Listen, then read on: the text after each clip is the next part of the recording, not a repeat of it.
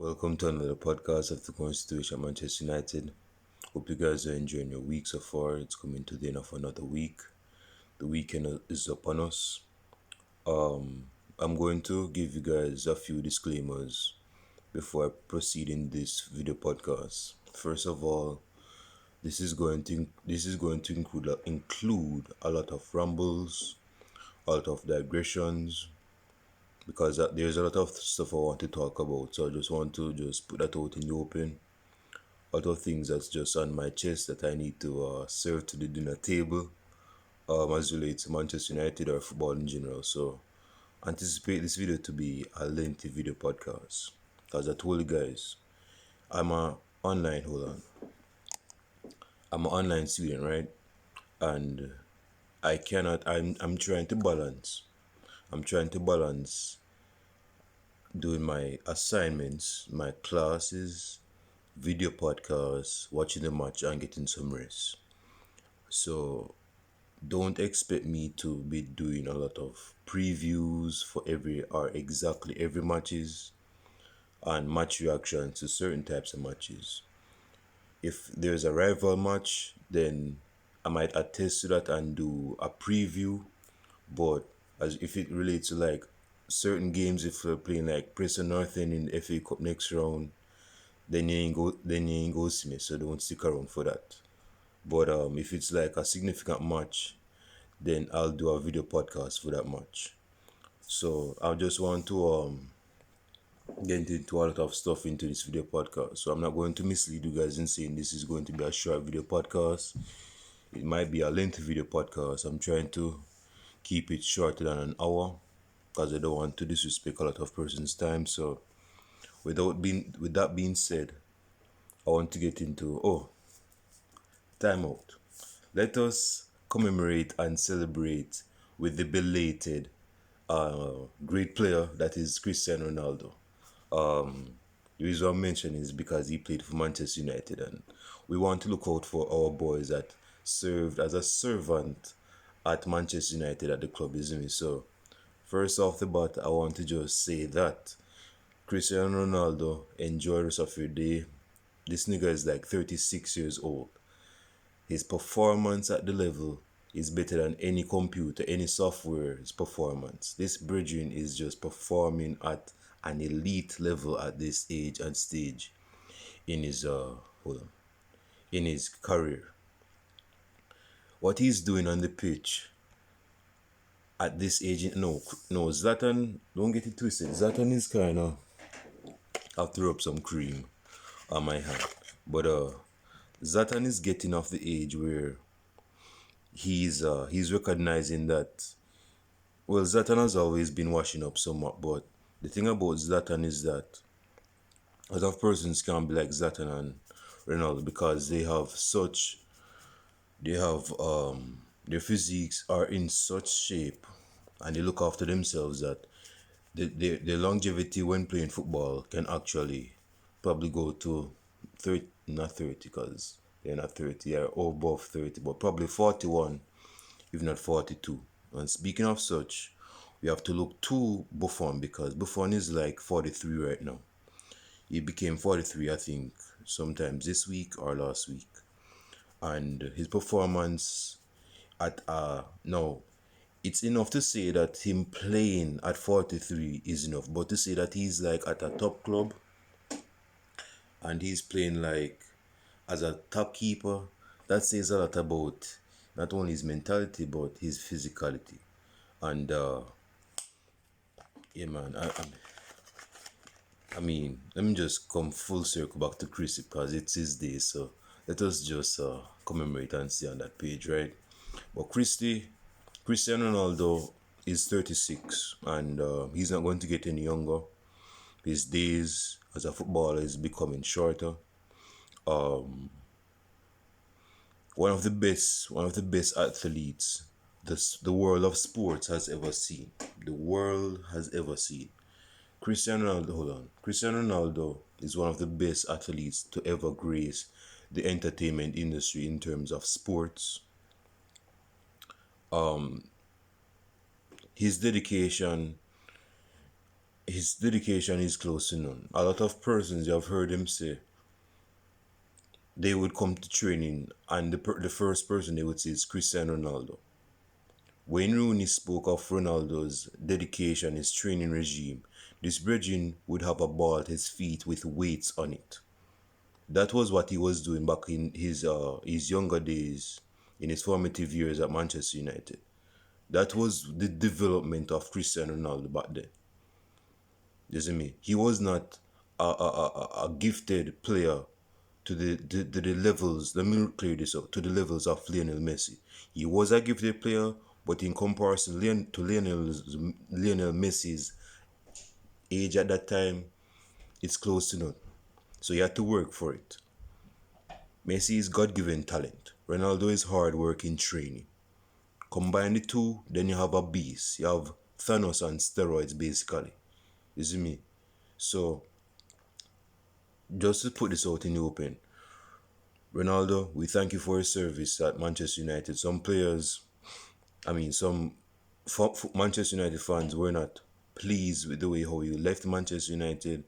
But what they need to understand is that you did an extra year just for Sir Alex Ferguson. Ronaldo should have left probably in 2007 when he had probably 2006 because you have to remember that Ronaldo, after his spit and spat with Rooney at the World Cup, Real Madrid was knocking on United's door because people were saying, given that Rooney and Ronaldo play for Manchester United, and particularly in the attack for Manchester United, their compatibility, their chemistry is not going to be up to par. So they're going to have differences in the attacking third. And Sir Alex Ferguson had to sort this out. You see me? And Real Madrid came knocking at the door starting in 2006. So I don't see why a lot of United fans are disappointed with him leaving in 2009, 3 years later. This nigga should have left, more specifically in 2008. But what he wanted to set to Sir Alex Ferguson was that, okay, I'm going to do one more year and then I'm out of here. That's what he told Sir Alex Ferguson. And Sir Alex Ferguson was fine with that. So you guys have not brought closure to your hatred and bitterness and resentment to Ronaldo. He needed to leave. He needed to leave. Not because of his father's death, but he needed a new environment. What's his motivation to stay at Manchester United when he has completed the most goals in a season, the most goals in the Premier League at the time? I think Salah actually passed it out. He won the Ballon d'Or at Manchester United. He won the Champions League at Manchester United. You cannot win the World Cup at Manchester United.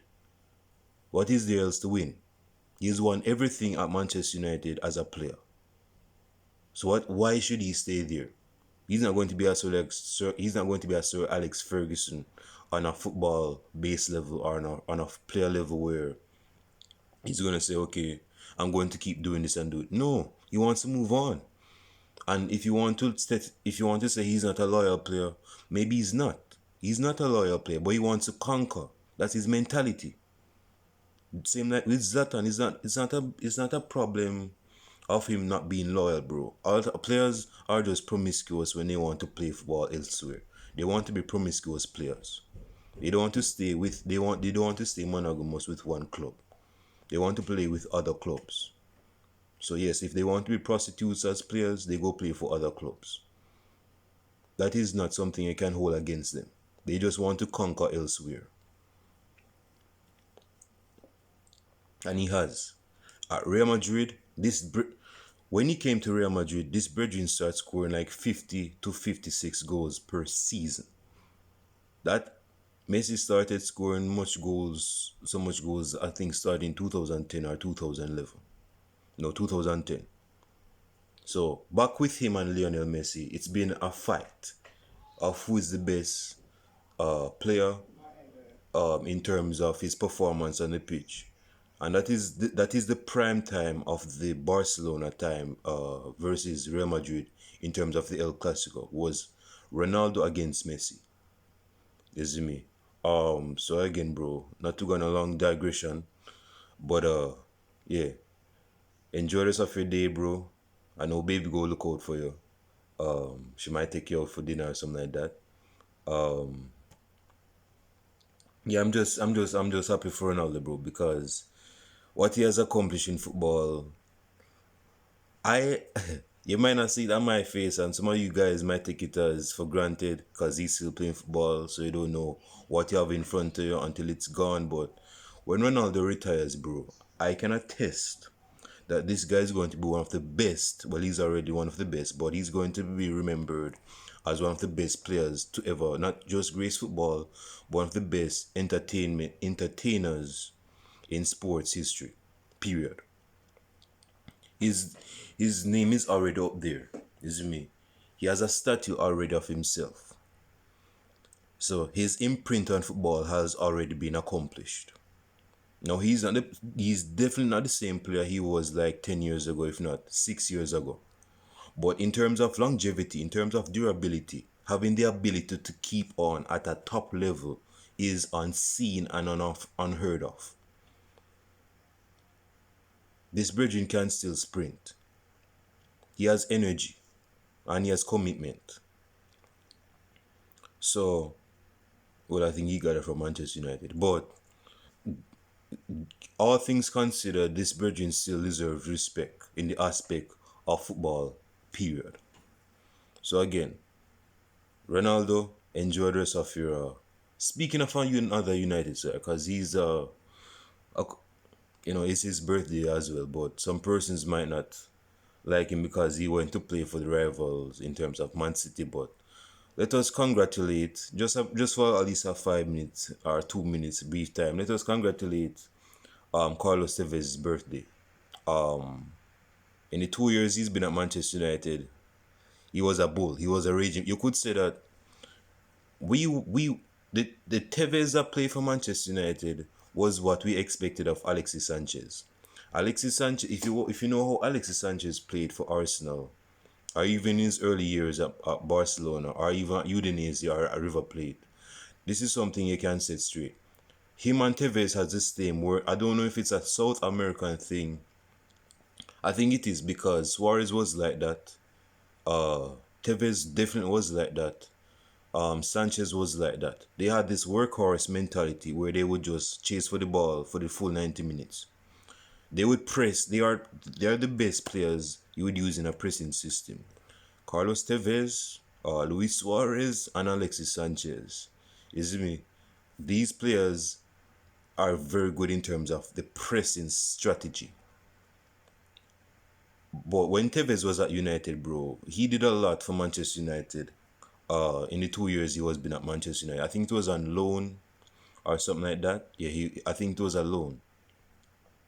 And then he left Manchester United alone and went to Manchester City. But yes, he might be a Judas, but like I told bro, a lot of South American players, their thing is not to be loyal to one club. They don't know what loyalty is. You see me? They're from a foreign country. That's a foreign concept to them. What they care about is playing football, getting good money. Because a lot of these footballers from South America, they came from poor backgrounds. They came from poor backgrounds, poverty. They were socially deprived, socially deficient.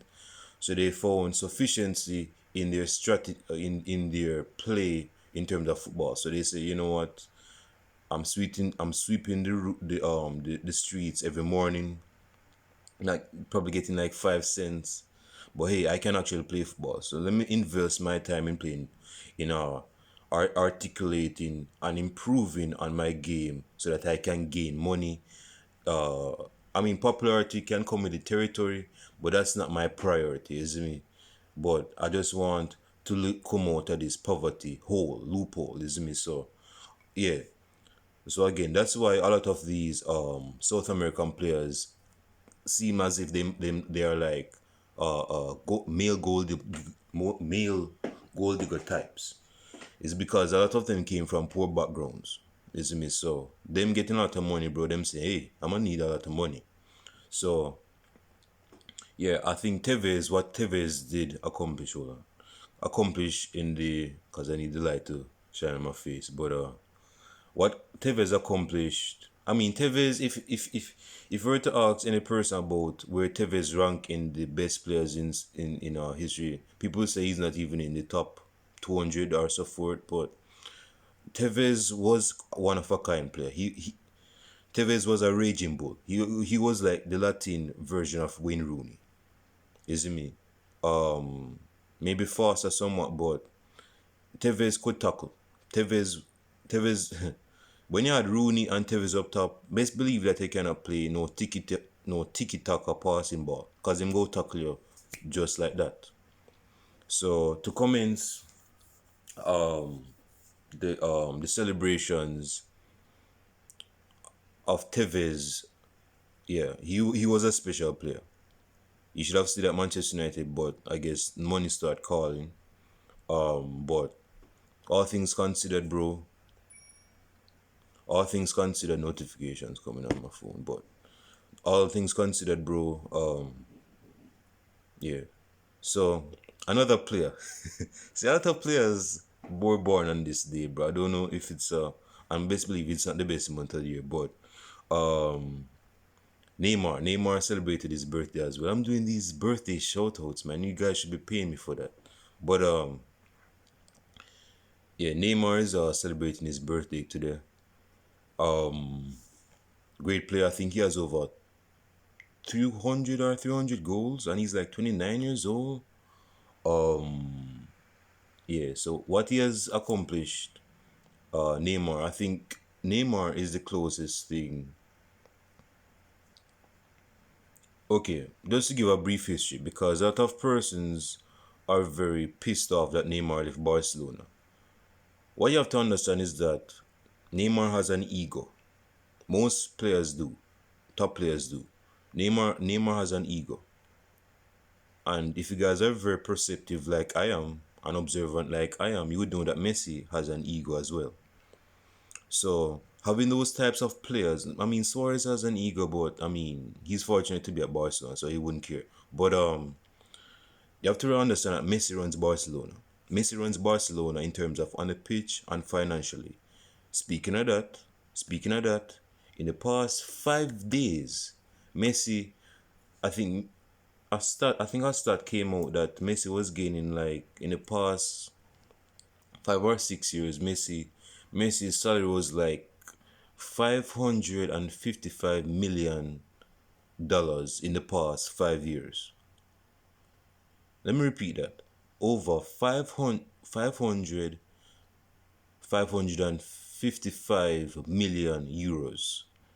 That is unheard of. Now Barcelona is in bankruptcy because they have to give Messi this type of money because they want their favorite player to stay at the club.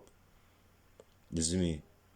And to bring this full circle back to Neymar, because it's not about Messi. Neymar knew that even when he performed at his best, he was not going to get the spotlight. He knew that. For example, in the PSG game against Barcelona at the Camp Nou, people saying that Messi changed the dynamics, because you have to remember in 2017 PSG was leading on aggregate. They were going into the second leg on leading on aggregate.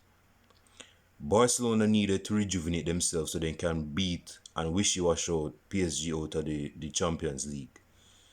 It's me. Messi was not the man of the match in that match. Neymar changed the game.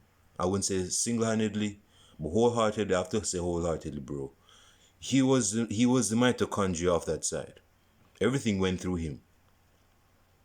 Given his free kick, his assist and so forth, he was the reason why Barcelona knocked out PSG. Is me? He was the reason. And even then, people think that it was Messi that should have gotten the accolades, because it's Messi. But Neymar knew that even when he performed at his best, he knew that he was not going to get the best type of acknowledgement for his work. He knew he was going, in basic blunt terms, he knew that he was always going to be at the bottom of the barrel with Messi at Barcelona. So he needed to leave Barcelona. Is me. and he went to PSG because he thought that, I guess that's why he knocked out PSG, but he thought that he could have a start at PSG because PSG hasn't won the Champions League ever. So him going to PSG, he saw this as a strategy to have his name in the history books of PSG. Mbappe right now has his name in the history books of PSG. He's one of PSG's top scorers, and he's just 21. What were you doing at the age of 21? Washing diapers? Looking for love? Being in school? Jacking off? This Virgin is one of, I think, he's a centurion in terms of he has over 100 goals for PSG, and he's just 21. So Neymar saw this as a cop-out to be a legend at PSG. And he has probably 100 goals for PSG. But the point is that he wanted a new environment. He needed a clean slate to start on, so he can have his name in history, in the clouds, when he retires. He's 29 years of age, which I find very interesting because I thought last couple of seasons Neymar was like 23 or 22. Now he's like 29. I remember the time when people were saying, man, this nigga named Neymar, man, he's going to be some player. He's very young. He's very bright in his style of play. Man, I mean, he's lightweight and everything. And he loves to dive and everything. But, man, what he does on the ball, whew. And look at him now. He's like 29. This nigga is this nigga is almost washing up. Let me just keep it real. This nigga is washing up. Neymar knows right now, knows that he doesn't have a long time coming in terms of football. So, given right now, I'm pretty sure he wants to lead PSG to a Champions League trophy. You see me? Because he had a chance last season, and that's the reason why he cried, you know. People overlook that. The reason why he cried in the Champions League after losing the Champions League finals because he knew that he was getting of age. He was 28 at the time, Neymar. And he probably saw this as his last time to actually help PSG win the Champions League. That's why he was crying that much. That's something that a lot of you guys overlook. So I hope Neymar, because see, I'm not to get this long-winded, but the thing about Neymar is that these notifications, bro. Hold on. Yeah. So anyway, the thing about Neymar is that he's been accused of having some affair with his own sister. Given this time of the year, because it's in February, well, it's Valentine's, bro. I mean, you have to have some side love with the sister, right? But I don't get down like that. But I mean, different persons have different kinks. But yeah, bro. But the thing is that at this time of the year, Neymar has some sneaky around the back type of deal with his sister, is me. So it always happens when the round of 16 of the Champions League is coming to the surface. What's Neymar doing, bro? But anyway, Neymar, enjoy yourself and behave yourself, bro. I don't know what you're doing, your sister, but behave yourself and relax yourself. I think Yannis is celebrating his birthday, but he's no star. So with that being said, let us just transition into the latest news of Manchester United. Now, okay. It's been said, okay, first of all, I want to just say this. Paul Pogba has been voted as player of the month, not of the year, of the month. And I think that is well deserved because Paul Pogba's form for the past 4 weeks has been called into question in terms of positivity. Now, we have to remember that it seems as though Paul Pogba wanted to leave Manchester United prior to this form. Like I said, that it seemed as though Paul Pogba was leaving, but ever since he's been on form, that's something I need to inform you guys about. Paul Pogba has been on a rampage in terms of being on a world-class stage right now. What he's doing on the pitch right now in terms of midfield, that is what we wanted from Paul Pogba from from the first game against Southampton. Speaking of Southampton, that in a second. His first game against Southampton in 2016. That is the form we wanted him from ever since 2016, leading to him being on a routine of that type of form to greatness. But ever since, it's been up and down. It's been like a roller coaster ride for Paul Pogba. We just hope, I just hope that Paul Pogba stays in this type of form, because we need that type of performance from deep midfield, from a double pivot midfielder. Is because people are saying we need to play we need to play Paul Pogba on the left side of a three-man midfield. That is where he's going to perform. Yes, because that's where he basically played when he was at Juventus. But Paul Pogba is more than that. He has more in his arsenal that he's unleashing slowly but surely. Pogba can play in a double pivot. If you saw how Pogba performed in his first season, notifications. In his first season at Manchester United, my man played with either Fellaini in midfield or Schweini didn't play. Schweinsteiger didn't play alongside Pogba, but I think it was Pogba in midfield with Herrera. You see me? And Pogba played certain passes. You see me? Pogba was performing from deep. You see me? Because but anyway, so I'm happy that Pogba has won Player of the Month. Well deserved, well deserved. Let us get into a few new news. Oh, because I know some of you guys were going to ask about this.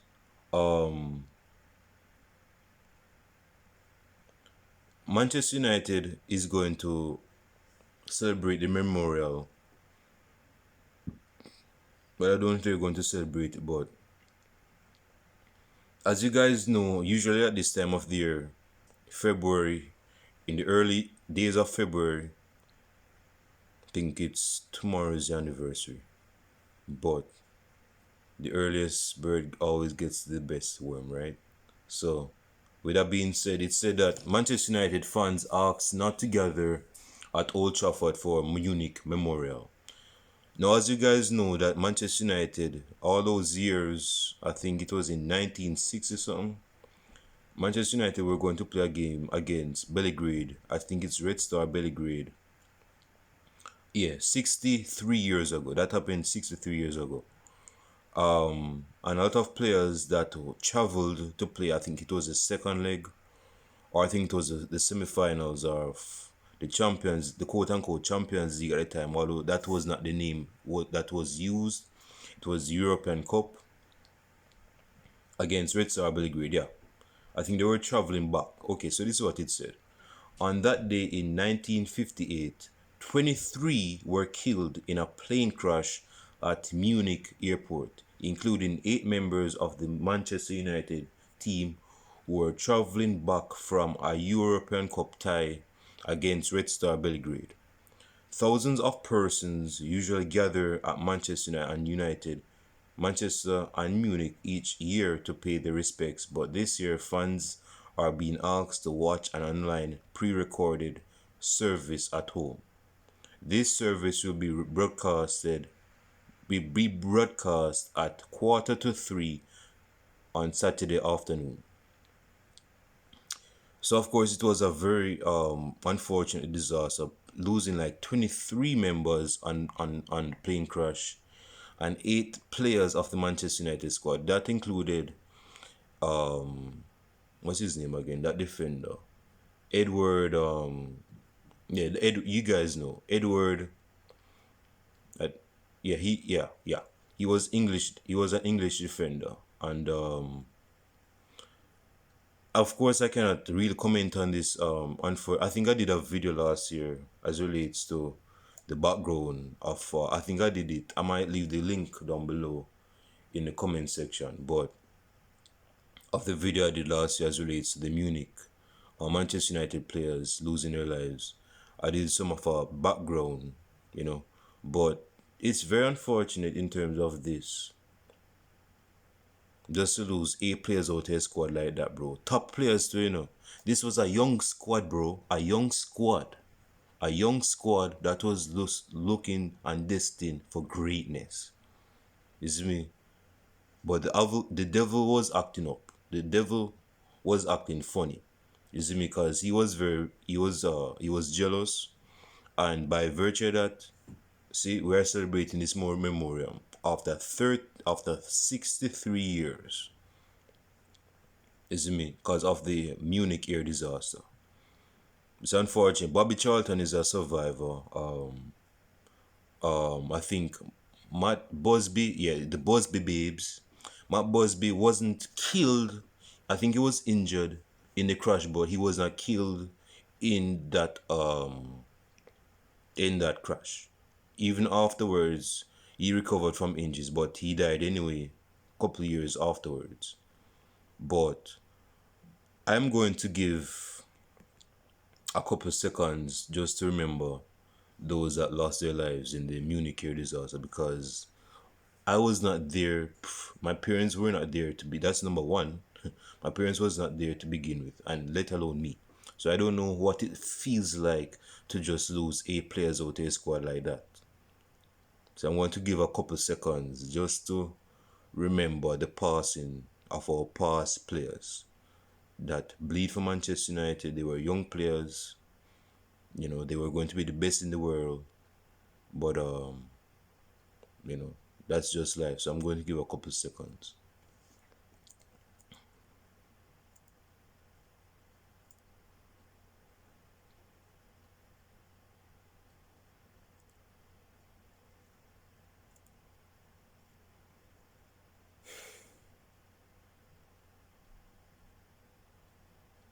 Okay. Unfortunate situation. Next piece of news we have. It seems as though Edison Cavani and it says here that Edison Cavani is expected to be fit for the Everton's game. Now, Edison Cavani has been in form for Manchester United ever since for the past 2 months, and it's been an ongoing and off-going debate that people are trying to set straight in terms of who is going to start up top for Manchester United, whether it's Anthony Martial. Oh, I said I was going to get to the Southampton game. Let me just say something real quick. There is no way a side in the Premier League can win with over 5 goals in 2 matches in one season and not win the Premier League. Let me just get that out of the open. There is no way a side can beat 2 sides in a season and scoring over 5 goals in a game and not win the Premier League. That don't even make no sense. So yeah, I'm calling it that Manchester United is going to win the Premier League, because given our performance against Southampton, and yes, I'm using Internet Explorer, so I'm kind of behind the 8th ball.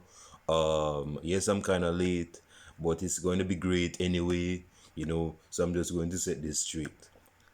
Manchester United's performance against Southampton was impeccable, perfect, flawless, all the words you can think of. I don't know if Southampton, because people were saying, I'm gonna just say this, bro. Given the circumstances of Southampton, I'm just happy for the performance of players. Like, for example, Bruno Fernandes was on par. He got 2 assists and 1 goal from the penalty spots. In your face, rival fans, ride this dick, ride it. And even Daniel James got a goal, bro. I mean, when Daniel James get a goal against you, that says something about you. But yeah, Edison Cavani got a very good goal, a very good header. Marcel got 2 goals. You can say that he was not really happy because you guys are calling him a nigger. Don't call him a nigger. Call him nigger. We niggers don't mind. Well, some black men might find offensive to call him nigger, but I don't call. Yeah, We are niggers, but don't call him a nigger. You nigger, you haven't scored since Hillary Clinton was running for presidency in 2016, nigger. You can't score no goals, nigger. You're a trash nigger. You're a trash nigger. You can't even score goals like Rashford. And even Rashford is a black nigger himself. He ain't good, but he's doing better than you, nigger. You Anthony Martial, nigger.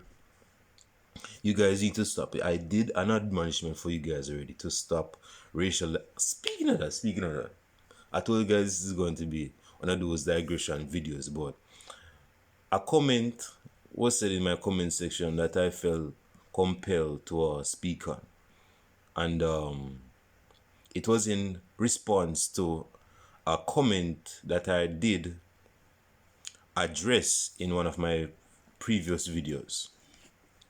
I'm to read over the name because I have the two comments right here. This person name unknown, because I guess his name he wants to be unknown to the general public, but I'm going to read his response to. Okay, let me just read the original comment, then the response to the original comment. And this is what the original comment said. I don't have any sympathy for someone who wrongfully earns 200,000 euros per week for kicking a ball.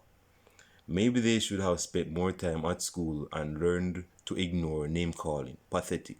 Bro, I called you out already. What side are you on? Because it's like you're criticizing Rashford or Martial for wrongfully gaining 200k per week. But it's like you're trying to say, well, you shouldn't call them no names though. But I think they have been poor, which they have been somewhat poor. But you saying wrongfully gain and you have no sympathy for someone who dude. Sort out your wording. Sort out your wording. You're all over the place. It's me. You're like twisted Rayman noodles right now. Sort out your feet, bro. Sort yourself up. But this is the response coming. You clearly don't understand simple economics if you think footballers are overpaid. The demand for them added with the value of the service they provide plus image rights and also how hard to actually get their makes. I think it's a mistake he made.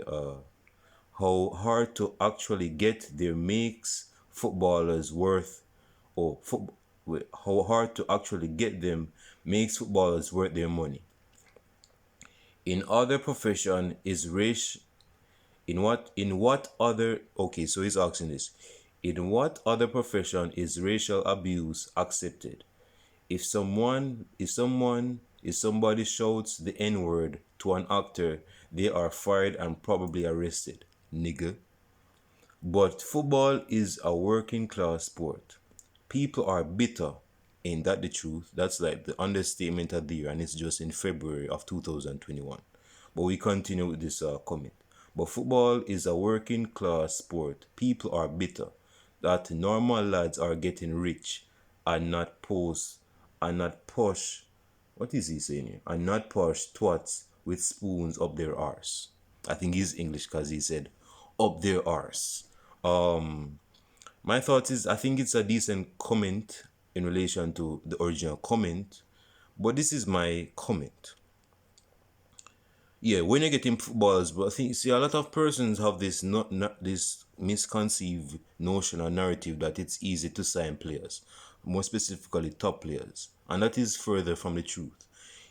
You guys play too much FIFA and think that just because you can get a player, if you have the money on FIFA anyway, you think you can get that player easy on FIFA. You think that's the same thing that is played out in real life. No, it's not. No, it's not. You have to make contact with the agent, which I think you can do in FIFA, but it's definitely different in real life. It's going to take longer. The days are going to take longer. Plus, you have to go. You have to talk to the club in terms of the transfer fee. You have to talk about the release clause, the contract clause. What is in the contract? Like for example, in Martial's contract, it actually states that in the next 5 years, if Martial scores over, I think it's two clause. If Martial scores over 23 Premier League goals, for Manchester United, they have to pay at least 5 million extra more or something like that. That is one clause. The other clause in his contract is him winning the Ballon d'Or, which I think will never happen. Again, that's my opinion, but that's the other clause in his contract. You see me? So it's not easy to just sign players just like that off the bat. You have to actually go through some economical talking game. Talking you have to again, I'm no economic person or business person because I despise mathematics, but the thing is, what he's saying is that in what other profession is racial abuse accepted? And that's true. I've been saying that for the longest hour, bro. It doesn't matter if it's football, basketball, baseball, whatever. The close call you can say, the common ground you can say is, the common factor you can say is, in those professions, whether it's in the workplace, the working environment, or you're working at Fortune 500 company, there is no racial abuse that you can use in terms of the person. You go get fired just like that. You see me? So, and probably arrested. Again, if you say nigger, I don't think it's going to have as much consequences because that's just a slang word. So what's up, nigger? You good, nigger? So what's your day, nigger? It's just a slang, isn't it? But if it's a nigger, you're going to be in the dumpster because you will get fired, you see me? So that's the word, you see me, that you should not use in your arsenal. Speaking of Arsenal. But yeah, speaking of Arsenal, they lost 2-1 to Wolves, just a side note. But I was speaking on Southampton. Yeah. Yeah, we diminished, we admonished, we abolished, we spunked the dumbasses of the Saints, or when the Saints go marching in. Now, I don't know if Southampton as a club had a feud or had some envy with God himself, because only God could have allowed Southampton their own children to suffer at the hands of the Red Devils. Imagine God on your side, allow your side, we think is on your side, the Saints getting 9 goals from Red Devils. And some of you atheists saying, yeah, God doesn't exist. If God existed, why would he allow you Saints to concede 9 goals to some devil? That's not no God. Just had to put that in there. But yeah, for you atheists, God is real. So you have to be real with yourself about that. But yeah, so again, Manchester United's performance against Southampton was impeccable, flawless. I think there were a few flaws, isn't it? But yeah, there were a few flaws because Southampton actually scored a goal and were kind of lackadaisical at the back. But let's not go back in history because history is history. But okay, the latest news that I want to address is I was speaking of Edison Cavani and then I went on these digressions. So it seems as though Cavani will be fit for the Everton's game. I'm going to do my preview at the end of this video podcast. So yes, injury update is that Cavani. Let me see what's up with Eric Bade, because I know Lindelof has been doing his Nesta, Alexandra Nesta impression at the back, but we want to see what's up with our black boy from Ivory Coast, because Eric Bay is like a top defender on his day. When he's not injured, can't pass him. It says here that Ole Gunnar Solskjaer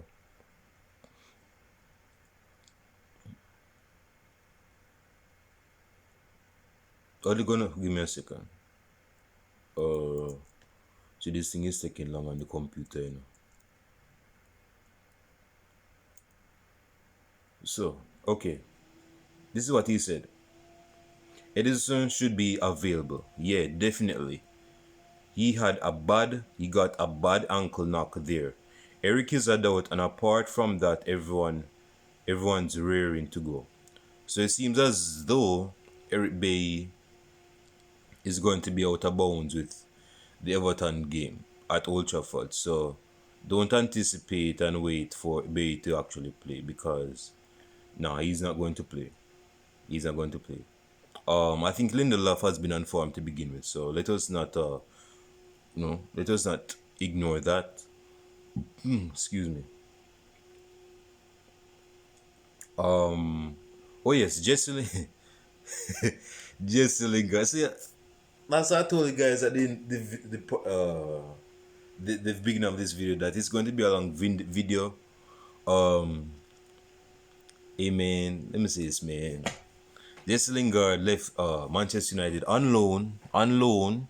So, West Ham basically borrowed the services of Jesse Lingard. So, you see me, he didn't leave on a permanent deal. But the deal was that my man got 2 goals on his debut. That was the deal. You see me, Jesse Lingard is back in business, baby. Chapter 2, back in business. Jesse Lingard, yeah, I just want him to enjoy his football because, again, bro, since his girlfriend dumped him, bro, he has never been the Messi Lingard that we wanted to continue, you see me? So, I guess she had a firm leash on him and said, go, boy, go, puppy boy.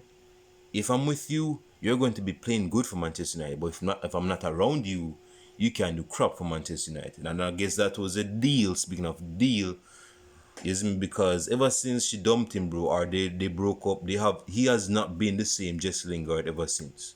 I mean, he has had spits and spots in terms of game here and there, but in terms of like continuation of some performance and form on the pitch. So I'm happy that he's had like 2 goals for West Ham. I just hope that he starts hammering performances just like that until to the end of the season. So okay, this is what Marcus I think Rashford said something based on his changing of position, and I think this is something we need to address. Because some persons are in favor of Rashford playing on the right, which is not the right choice, and some want him to actually stay on the left wing, which I think I might go left field, but I think that's the best choice because, okay, before I start running my mouth. Okay, so this is what Marcus Rashford has said. Marcus Rashford, I accept. What's with these conditions, bro? What the hell? Marcus Rashford says he relishes playing in variety of roles. You have to excuse the advertisement coming on my pages. In Manchester United's attack, but admits there are still areas he can improve in. No doubt. In terms of a decision, again, this is no reproof, bro. I'm just giving you my stance on what you can improve on. In terms of your decision making, big time. You see me? I think that is the one of the biggest flaws in your games right now. But you're a young player, so I don't really expect better because that's what young players do. But in terms of working on your performance, definitely.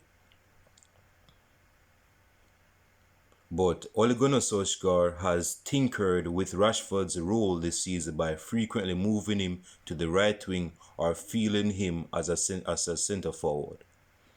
Now, what you guys have to understand is that I think some of you guys get it, but some of you guys might be green behind the ears.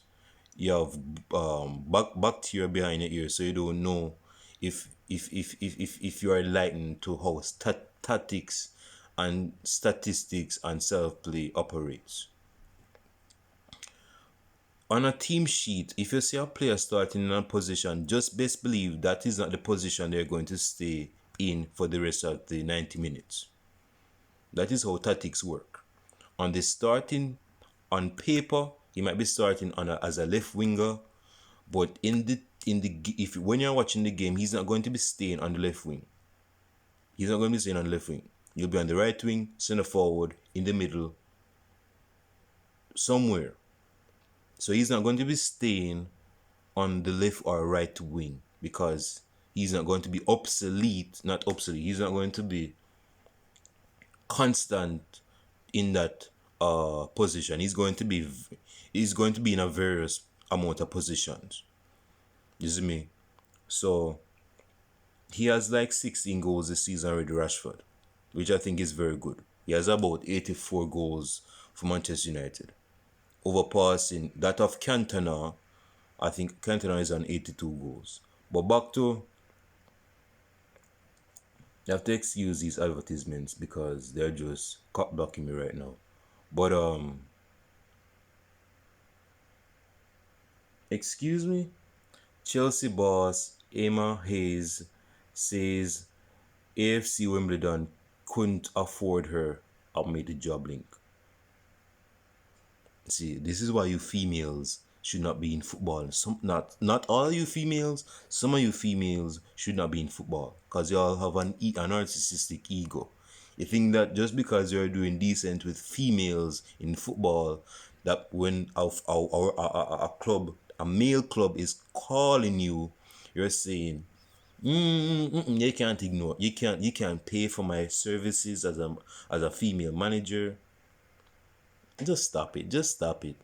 But anyway, with Rashford, that was a long digression. But Rashford has been in different positions on the right wing. So I'm saying, if you see him start on the right wing, just believe he's not going to be there indefinitely for the 90 minutes.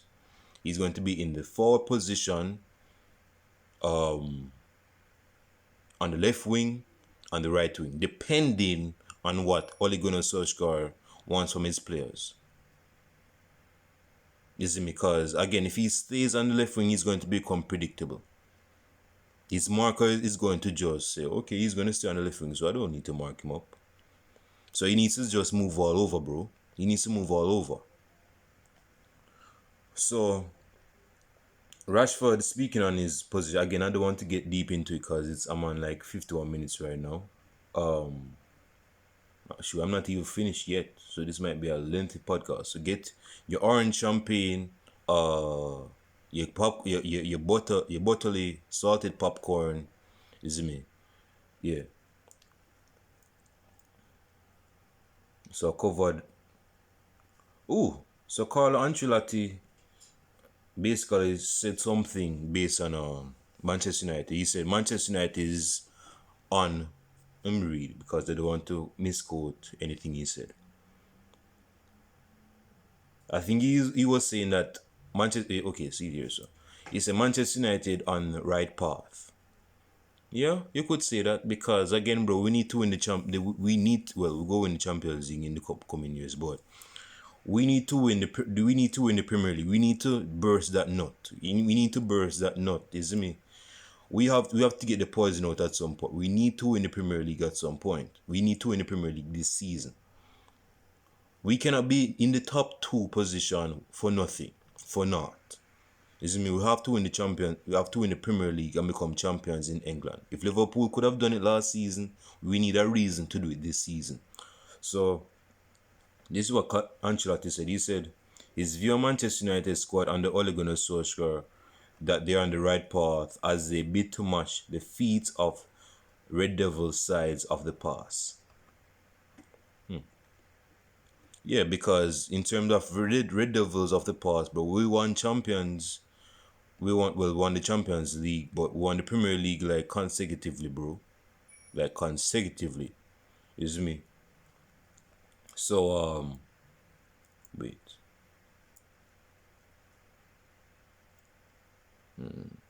Interesting. So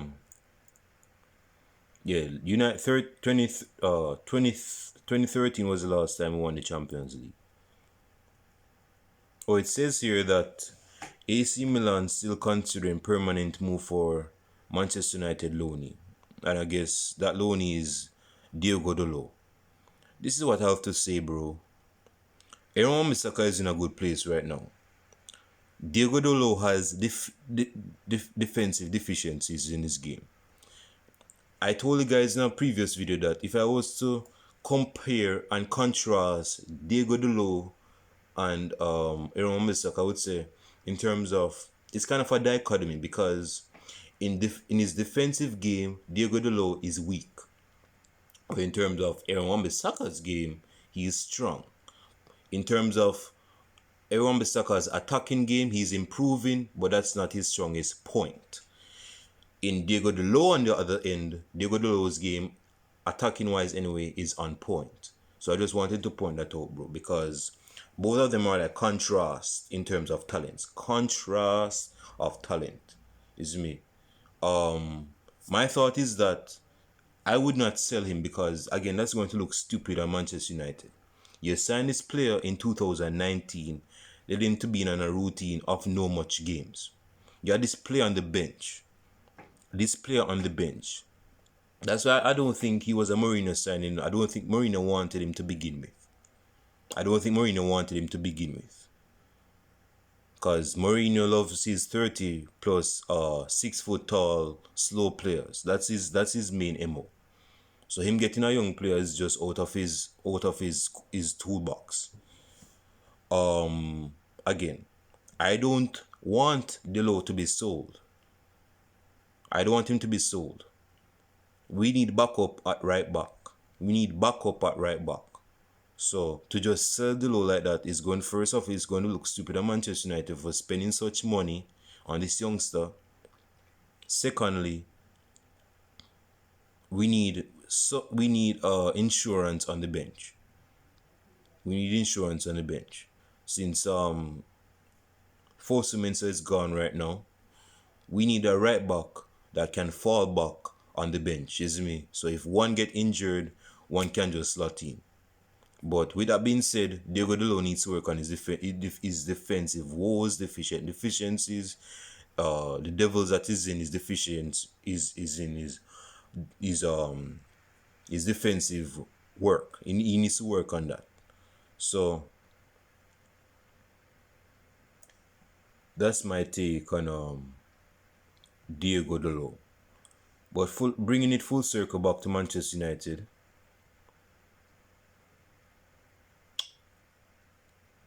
Okay, I'm going to finish the video podcast right now because I don't want this to be over an hour. The Premier League, Manchester United against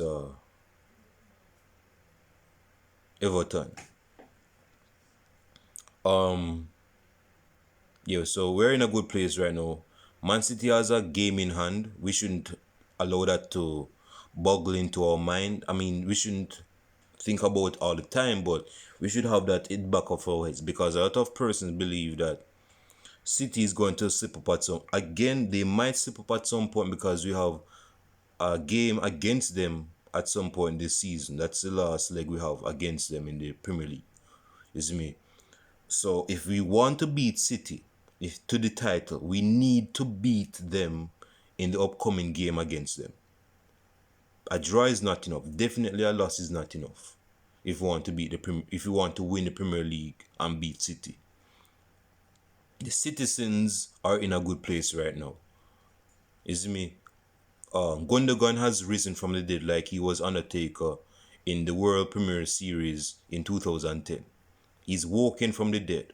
A lot of a lot of fans, based on what I've seen on Twitter, have been criticizing the performances of Gundogan prior to this season, and even sometimes earlier this season. But ever since, my man has been on a routine to greatness in terms of his form. I don't know if he's been watching Paul Pogba's videos on YouTube, so he felt inspired to improve his game in midfield. But he has improved his game in midfield, and he's a different player. He's a different player right now. So we have to be cognizant and aware of that. And plus, Sergio Aguero is out for most of the season due to injury. So they're not even at the peak of their powers. They have De Bruyne. I think De Bruyne is injured, or suspended. I mean, they have Bernardo Silva anyway, but they are a force to reckon. But to bring this full circle back to United against Everton, we are going to play against Everton, who is a decent side. They have James Rodriguez, Richarlison, Theo Walcott. No, Walcott is at Southampton. Iwobi. Of course, Calvert-Lewin. Dominic Calvert-Lewin, I think that's his name. Some person may call him Calvert Lewandowski. Yeah, because he's been banging goals this season. They have Digny at the back. They have that 6'6" Colombian. Not Yeremy. Is Yeremina? Yeah, Yeremina, I believe. Coleman at right back. Pickford, which is a poor goalkeeper. So we can actually beat, well, it's at Old Trafford, so we can beat anyone, but we can actually beat Everton at Old Trafford. I'm going to give my starting lineup, and it's going to be similar to most of you guys, because if you want to win the Premier League, you have to have a consistent starting lineup. You have to have a consistent starting lineup. You cannot make a lot of changes in your starting lineup if you want to have consistency. You can't. You see me? So you have to have a consistent lineup, and my consistent lineup is David De Gea in goal, Wan-Bissaka, Lindelof, Harry Maguire. Luke Shaw has been in form, and it should stay like that. In midfield, Scott McTominay has been in the goals this season. He has 5 goals this season. Scott McTominay. Woos has been on form. I love how Woos is performing in midfield. So again, in terms of the double pivot, Scott McTominay, Fred. Yes, Fred has been performing as well. That's double pivot. I don't think Paul Pogba is going to start tomorrow. I don't think so, because if Pogba starts tomorrow, if Paul Pogba starts tomorrow, this is what I believe will happen. The midfield, as I just stated, with Fred and Scott McTominay is going to stay. But in terms of Paul Pogba, I think he's going to start Paul Pogba on the left hand side and Rashford on the right hand side. That's if Paul Pogba is starting. Again, that's my opinion. Leave your comments down below if you think, in what position you think Paul Pogba is going to play if he starts. It's me. But this is just I'm just giving you my opinion. If Pogba starts, he's going to be playing on the left hand side of the attack, with the not defensive, but the double pivot of Scott McTominay and Fred. On the right hand side is Mason Greenwood. As the number 10 is, of course, Bruno Fernandes. Up top, no doubt, is Edison Cavani. Now, Edison Cavani has defense. I think he might actually come on, but Cavani is Tarzan, and Tarzan is from Uruguay, so I think he has always coming off. I think he'll be strong enough to touch, but I don't think he'll be playing the full 90 minutes though. So I'm just say that. So even if I think he's gonna start Cavani, I don't think he's gonna play the full 90 minutes. So I'll start Cavani up top, because we need to get in the goals. We need to get the goals running as quickly as possible. Encore. We need an encore performance like what we did against the Saints. Is me. So my prediction is that we beat them 3-1 win for Manchester United. Again, leave your comments down below in terms of your prediction. It could be 4-0, it could be 5-0, it could be if you think it's the same, if you think history is going to repeat itself in terms of 9-0, hey, don't let your heart mislead you, but let your mind guide you. So leave your predictions down below in the comment section. It's a free zone. I have no alligators in my comment section, so you won't get any bites or anything like that. Leave your comments down below. It's kind of a long-winded video podcast, but I just wanted to air out something that has been dawning on my hairy chest, isn't it? So I hope you guys enjoy the rest of the day. I hope this game will be a very good one, so that we can stay under the tail of Manchester City. Hope you guys enjoy the weekend, and I'll show you in the match reaction. Again, I won't be doing the match reaction tomorrow, but I'll be doing a match reaction Sunday if I think so. So with that being said, hope you guys stay safe, stay blessed, and don't stress. I'm out. Peace.